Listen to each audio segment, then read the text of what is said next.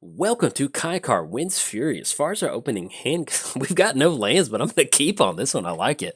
Yeah, no, let's keep because we've got Mana Crypt into Talisman, Young Pyramid. Yeah, we'll make this work. This is a very affinity hand, and we'll see if our opponent wants to stick this one out. So we go Mana Crypt, Soul Ring, Talisman, Young Pyromancer. Yeah, it feels weird keeping a no land hand, but hey, let's get after it. So let's go for Mana Crypt. We're gonna cast Mana Crypt, and hopefully they just don't have a destroy spell right away. And I think if we want to end up going for Young Pyromancer, yeah. So we'll go for Talisman this turn. That's gonna be 1-2, and then next turn we'll just get the whole train out. So we're gonna go ahead and pass the turn to our opponent, and see if we can have some fun. So we're playing Kykar, Wins Fury, Flying. Whenever you cast a non-creature spell, create a 1/1 white spirit creature token with flying. Then sacrifice a spirit, add red mana to your mana pool. Playing against Muldrotha. Let's go and choose Tails on this mana because this is, I love it. It's going to be a good turn. We're going to choose Tails on this one. Lost the flip. We are 0 for 1 on those mana crypts. Puts us down to 27. And then you run into Serum Visions. Yeah, let's go. Let's go to town. We got a one-way stop, and that's a lot of elemental tokens on the battlefield. So we're going to go for Soul Ring. There we go. We're going to have Talisman of Progress into the battlefield. And we'll see if our opponent's going to stick this one out. This is a very rough draw. And we're going to go Soul Ring. We're going to go Talisman of Progress. Have that enter the battlefield. And then once we go for Serum Visions, we'll go for Serum Visions. Look at the elemental tokens going on the battlefield. And then we can go for Kykar and go for Dak Faden and go from there. Oh, there we go. We finally run into a land. I think I kind of like Anointed Procession on top. Yeah, let's go and put that on top. We'll put Tundra on top of our library. Let's go for Temple of Enlightenment. We'll get the Scry going, the Scurry, the Fever, the Insanity. Leave that Tundra on top. And then we're going to go and pass the turn to our opponent. So playing against Muldrotha at the graveyard, during each of your turns, you may play up to one permanent card of each permanent type from your graveyard. And I think, yeah, that is it. So if you've never played Muldrotha or played against Muldrotha before, the way that you do that is anything that's a permanent. It may be a artifact, enchantment, creature, whatever that may be. You can cast it out of the graveyard. So let's go and choose Tails on this Mana Crypt. Lost the flip. We are 0 for 2 on those Mana Crypt triggers. And we run into that Tundra. So we'll have Tundra enter the battlefield. And I think at this point, we want to go for Kykar. And yeah, let's do that. So we're going to go Kykar. That's going to be white, blue, red. And then we'll tap down 2 for Mana Crypt. We'll have Kykar enter the battlefield. And then that's going to allow us to go for Dak Faden next turn. But if they've got Grizzly Salvage, yeah, that'll work. So they're going to go Grizzly Salvage. See what that popped up. It's going to be Coffers, Swiftfoot Boots, Vampiric Tutor, Signet. Yeah, that's pretty good flip off that. So they're going to grab Coffers. I'm going to cross the rest of those off so we know what's coming. And then we can't go for Faithless Looting just yet, but we'll wait and go for that next turn. So let's go ahead and pass the turn. Let's go and swing in with Young Pyromancer and the elemental token. And yeah, this what makes this deck so much fun is that we had no lands, but you can see what sort of board state we've got developed right now. This is some good magic. We'll pass the turn to our opponent. So if you did cover both commanders, give a quick shout out to our sponsors, MTGOTraders. You know, build your own Spirit Squad. Hey, hit them up. They've got the cards you need. If you want to check out my merch booth, head over to inkgaming.com. And last but not least, I started a Patreon. So if you'd like to contribute to the Patreon, there's a link down in the description below. Get your name in the credits. And if you can't do that, hey, no problem. Just tell somebody about the channel. Appreciate it. So now it's officially free time. We can have some fun. And next turn, hopefully we can bust this thing wide open. So I really do like going for... So we've got Anointed Procession on top of our library. So we go Anointed Procession 1, 2, 3, 4. We can still end up going Dak Faden. That's really going to amplify these spirit tokens out and still allow us to go for some extra mana. So I kind of like that. And huge shout out to our opponent for not scooping once we got all these artifacts out. Won the flip. I think we're 1 for 3 on those Mana Crypt triggers. Actually 1 for 4. And yeah, let's go for the Anointed Procession. Let's see what kind of fun stuff we can get going. So it's going to be 1 white mana with Anointed Procession. We'll have that enter the battlefield. There we go. Anointed Procession. It's going to be 1/1 Spirit token. And then once that enters, oh yeah. And just the fact that we get an extra Spirit token off Anointed Procession. Let's go for Dak Faden. That's going to be 2 more Spirit tokens. 3 more Spirit tokens actually. We're going to go for the Could go for the +1 if we wanted to. Yeah, let's do that. So we're going to go draw 2 cards. Because either way, if we still want to end up Faithless Looting, we're going to be able to dig just a little bit deeper. Yeah, we're going to get rid of both of those. Let's go and sacrifice a Spirit to add red mana to our mana pool. Let's go for Faithless Looting. That's going to be double Young Pyromancer, double Kykar. Oh, yes, this is the thing dreams are made of. Yes, Faithless Looting, draw 2 cards, discard 2 cards. Doesn't matter. We're going to have to dump them into the graveyard. Click OK. At this point, we just want tokens on the battlefield. So let's go and swing in. That's going to be Young Pyromancer. I think at this point, we could definitely trade with Young Pyromancer. And actually, can we back out of that to save the Elemental? We can't. Oh, well. All right, so we're going to go and swing in. If they want to trade with Tireless Tracker, I'm okay with that because clue tokens that generate over the course of a game is a lot of a lot of value. So then we'll just go and pass the turn. So next turn, we've got Dak Faden. We draw for the turn. We go Dak Faden, cash in a little bit extra card draw. So we get some good stuff going. So we'll see if our opponent, and that's the thing about playing against Muldrotha is we have to get off to a quick start like this because against Muldrotha, they have stuff like Seal of Primordium. They have stuff like Lion's Eye Diamond. You can generate a ton of mana with Muldrotha and generate a ton of value. Simply just going for Pernicious Deed turn after turn to blow up all of our stuff and still keep Muldrotha on the battlefield. It is a very hard deck to play against sometimes, and so going off, if our opponent's a friend of the channel, I do apologize for just kind of going ham like this, but I'll be honest, when Kykar was released, this is what I had in mind. Anointed Procession, Artifacts, Spirit Tokens, Elemental Tokens, Young Pyromancer, Monastery Mentor. This is what makes this deck so much fun, is that you can just being able to turn your spells into 2-for-1s or 3-for-1s or 4-for-1s. It is just one of the best feelings in Magic.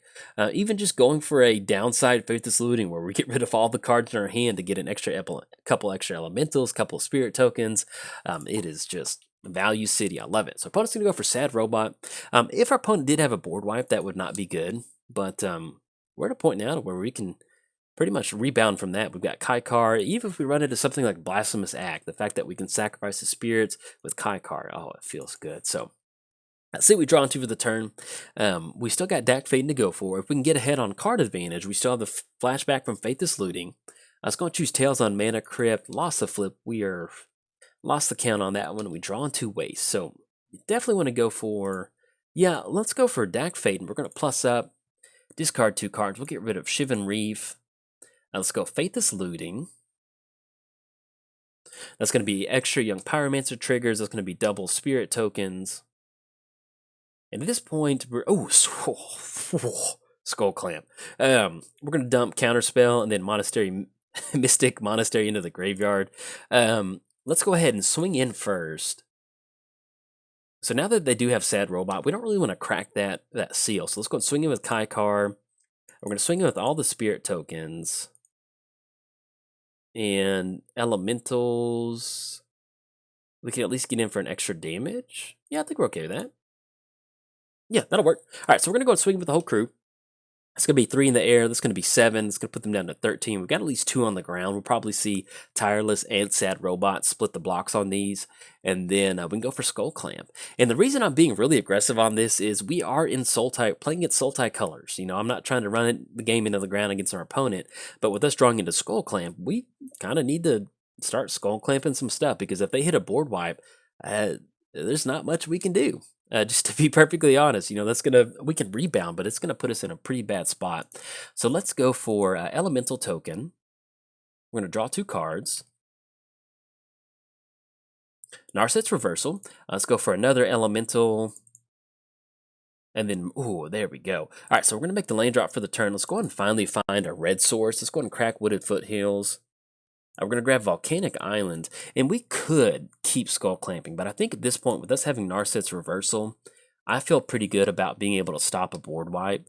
Well, actually, they end up going for a board wipe. Either way, we can still rebound. We've got Saheeli, we've got Murmuring Mystic. If they try to get some sort of advantage with the instant or sorcery spell, we have Narset's Reversal to kind of stop that.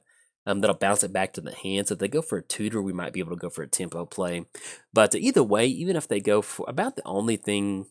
Well, if they go for mass casualties, that would not be good for us. But we can actually Narset's Reversal that and still end up with a pretty good position for us. So they finally get down to coffers. Let's go ahead and cross that off.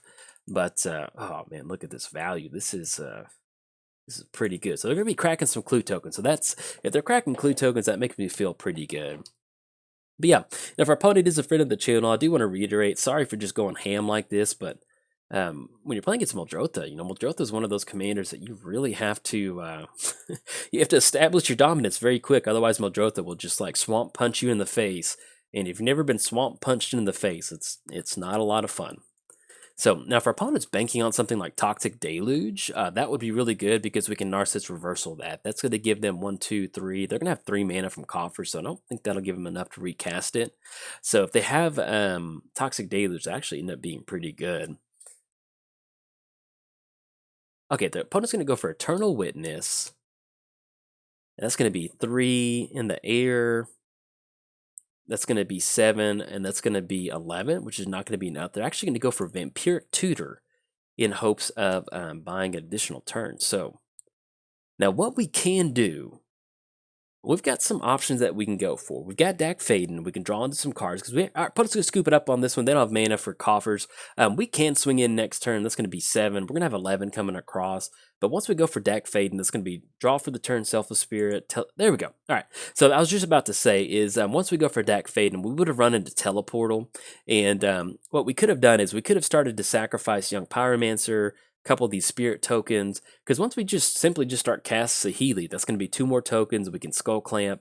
That's going to allow us to start digging into our library, and once we find Teleportal or some other sort of overload style spell, that's really going to allow us to close the game out, and that would have allowed us to hit that, because that would have been draw for the turn with Selfless Spirit, and then 2 off of Dak Fade, and then just to add insult to injury, we got Force of Will back up. So that's pretty much what we wanted to do. Just draw a ton of cards and get a lot of... I mean, this is textbook Kykar. We kept a no-land hand, and oh, look at that. That was just absolutely beautiful. So, if you enjoyed the video, like and subscribe. Thanks. Bye. Welcome to Kykar Wins Fury. As far as opening hand goes, yes, we're going to keep on this one. We've got the double life gain lands, which is going to put us ahead on life total and make us win the game. Love it. And we've got Monastery Mentor. It's not going to make us win the game, but let's go lead off with Windscarred Craig. I think that sounds pretty good. We're going to gain a life, and then anything else, we're going to go and pass the turn. I know it's Crag, but I think Saffron pronounced Windscarred. And then me bringing this up and laughing about it is like totally not even fair, because I mispronounce stuff all the time. But it just always sticks out in my head that it was pronounced Windscarred Crag or Craig. That it's just somebody out in the desert and got a bunch of sunburns and stood out there too long. So I'm going to lead off with Tranquil Cove. We're going to gain 1 more life. That's going to put us up to 32. We're in the life gain race. And then anything else, we're going to go and pass the turn over to our opponent. We're playing Kykar, Wins Fury. Flying, whenever you cast a non-creature spell, create a 1/1 white spirit creature token with flying. Then sacrifice spirit, add red mana to your mana pool. Playing its Kumena Tyrant. Tap another untapped merfolk you control. Kumena can't be blocked this turn. Then tap 3 untapped merfolk you control, draw a card. Then tap 5 untapped merfolk you control, put a +1 counter on each merfolk that you control. So we've got merfolk versus spirits, and I am super excited about that. So let's go plains, and that'll be Swiftfoot Boots. We can go, is it Signet? Yeah, that'll be good. So we go Signet, then we go for Boots, and that'll be some wonderful sequencing. We go for Swiftfoot Boots, and then hopefully we can get the protection on the Kykar. It's always nice to be able to get down Kykar and go for Boots and Signet to get some clue tokens. Not clue tokens, some spirit tokens. But if we can hit the land drop for this turn and our opponent taps out for Kumena, then that'll put us on Kykar, and I feel pretty good about that. So we'll see if that ends up happening. We do have Wheel of Fortune we could potentially go for, but if they're going to tap out for Kumena, we're going to pray to the magic gods that we hit our land drop for the turn. Oh, we don't, but that's okay. We got Monastery Mentor. We can actually protect Monastery Mentor, and this will also be another good option for us to, as long as we've got some sort of token-producing creature that we can protect, and Monastery Mentor is definitely going to be that. So let's get Monastery Mentor to enter the battlefield. Let's go Swiftfoot Boots on the Monastery Mentor, and then that'll make this Wheel of Fortune and Dak Faden a lot better. Anything else, we're going to go and pass turn to our opponent. So let's give a quick shout out to our sponsors, MTGOTraders. If you're going to build your very own Kykar Spirit Squad deck, head on over there. They've got whatever sort of cards you may need to build a wonderful value deck. We're going to get a ton of 2-for-1s off of your spells. Oh, So fun playing Kykar. And shout out to inkgaming.com. Check out my merch booth. I have a merch booth set up over at inkgaming.com. Type in Jolt539 into the website to check out my booth. And if you want to get anything on the website, use coupon code JOLT to get 10% off your order. So there you go. Win-win either way. And last but not least, I started a Patreon. So if you'd like to contribute to my Patreon, there's a link down in the description below. You can get your name at the beginning or the ending of the credits. And if you can't do that, hey, no problem. No worries at all. Just tell somebody about the channel. I would greatly appreciate that. So at this point, I think I kind of like waiting until our opponent's turn because we're playing against Merfolk, playing against Blue, probably going to be running into some counter spells. I like forcing some sort of action from our opponent on their turn. Them swinging in for 4, that's fine, but that's going for Opt during their turn. That's going to give us a Monk token. We can also go for Make a Stand, which is not that good right now, but at this point, we just want to have bodies on the battlefield and kind of forcing them in this weird spot to where if they swing in, we can generate some Monk tokens that may not be the best. I kind of like going for this. So they're going to swing in with Kumena. That's going to be a 2-4. Yeah, let's go for Opt. That's going to allow us to scry. And if they've got any counter magic, they may not want to be kind of fighting at this point right now. So it's going to make Monastery Mentor a 3-3. And also make it a 4-4 once we go for Make a Stand. And they're going to be indestructible, which will definitely allow us to kind of stop that. So we'll see if this Opt is going to be good. Scry 1, that is a land that we definitely need on top of our library. So we will take that, draw into that. Let's go for Make a Stand. And the good thing about us going for Make a Stand is if it doesn't resolve, okay, they're actually going to tap down to make Kumena unblockable. So good option by our opponent. That was pretty good. We still might end up going for Make a Stand just to get an extra Monk token on the battlefield. I think I kind of like that. Yeah, because that's going to be an extra Monk, and then next turn that goes for Wheel of Fortune. We might be able to kind of prowess ourselves out of this one next turn. So yeah, let's just go ahead and let's keep the value going. You definitely want to have Kykar on the battlefield, but there's a lot of times where you can get down Monastery Mentor and just build up some really nice Monk tokens and just go to town. I mean, it's a pretty good thing. Now, if we end up going Dak Faden, the fact that our opponent can tap down Kumena, not super wild about Dak Faden, so we might end up going for Wheel of Fortune just to disrupt our opponent's hand. I think I kind of like doing that. In fact, let's go and force the issue right now. So we're going to go Wheel of Fortune, and I kind of like having access to double blue mana. So let's go Wheel of Fortune. Actually, that's going to be, let's tap this just a little bit differently. And we did make the lane draw. Yeah, because either way, I was trying to leave up Counterspell, but I think either way it's going to be fine. So let's tap down Signet, and then let's go Wheel of Fortune. That's going to get the prowess going. That's going to give us an extra Monk token, and that'll really kind of hopefully just get some sort of action out of our opponent's hand just by us getting these prowess tokens going. So, and worst case scenario, we've got expansion to copy an instant or sorcery spell if they have a counter magic. So we're in a pretty good spot right now. Okay, so we're going to go Cryptic Command. I was hoping it was Cryptic Command because I was like, yeah, that's pretty good. So we're going to copy Cryptic Command. That's going to give us some extra tokens. Oh, look at that. Going to be another token. That's going to be Prowess, Prowess, Prowess. And then that's going to put them on having something like Force of Will to stop this particular interaction. So that's pretty good. So I think at this point, what we'll probably end up doing is we're going to copy Cryptic Command. And I think at this point, what we want to do is probably bounce Kumena back to the hand. Oh, they've got Force of Will. I think they do. Let's see. They do. They've got it. Awesome. Okay, because I saw that life loss. That is beautiful. I love it. But you can see, like, we cracked the seal pretty hard. Look at this. We've got a bunch of Monk tokens out there. We can swing in. We ate up a lot of our opponent's resources. We're going to be getting in for 10 right now. It's going to put them down to 18. Oh, that's a beautiful turn. I love it. And if you don't know, Laria, however you say that username, they make a lot of really good decks on Commander. So shout out to our opponent. It's always a really fun time getting to play against our opponent. They tend to have a lot of fun interactions, and so that's why I was like kind of playing into that Force of Will line of play, knowing that how they build their decks. It's not out of the question that if we're going to go for a Cryptic Command, then go for expansion copying that we do have to watch out for Force of Will. So then that was pretty cool. So now that we've kind of gotten rid of Force of Will and Cryptic Command, let's see what they exiled. We forced them to get rid of Stubborn Denial. So at this point, we're probably going to end up going for Kykar because we really want to build up a store. We're not seeing Kumena swing in. We've really exhausted our opponent's resources. We can even still just go for Dak Faden just to get an extra monk token on the battlefield, which I think I kind of like that, because that kind of clears the way for us to go for Kykar next turn. So let's do that. So we're gonna go for is it Signet? We're going to have Kykar, we're going to go for Dak Faden. Look at these monk tokens. And that's the cool thing about Kykar building this deck in this manner is that even if we don't get down Kykar, the fact that we got Monastery Mentor down, you can just go to town with 2-for-1s, and it's just so hard to keep up with. So we're definitely going to go for Dak Faden. That's going to force Kumena to start swinging in. We're in a position now to where we can really take advantage of those activations. So we'll see if they've got a counterspell. They don't. We're going to go for the +1. Target player draws 2 cards. And then discards 2 cards. At this point, we're just looking for, Serum Vision. That's going to be great. We could go for Porphyros, but we're on the Monastery Mentor game plan right now, so we want to stay on that game plan. So let's go for Serum Visions. Oh, look at that. Let's go and always yield to these monk tokens. All right, opponent's going to scoop it up on this one. They have said good game. We're going to get these monk tokens going. It's just basically put our opponent in a position where they just don't have any resources. We could have played this out a little bit longer, but with Dak Faden and them going for Kumena, basically it's going to keep Kumena on lockdown. So our Kumena's going to swing in at Dak Faden, and we're going to be able to go for the +1, so we're going to get 2 more draws out of that. And then we're just be able to keep going to town with these monk tokens. So good game to our opponent. We're able to close it out. And hey, if you enjoyed the video, like and subscribe. Thanks. Bye.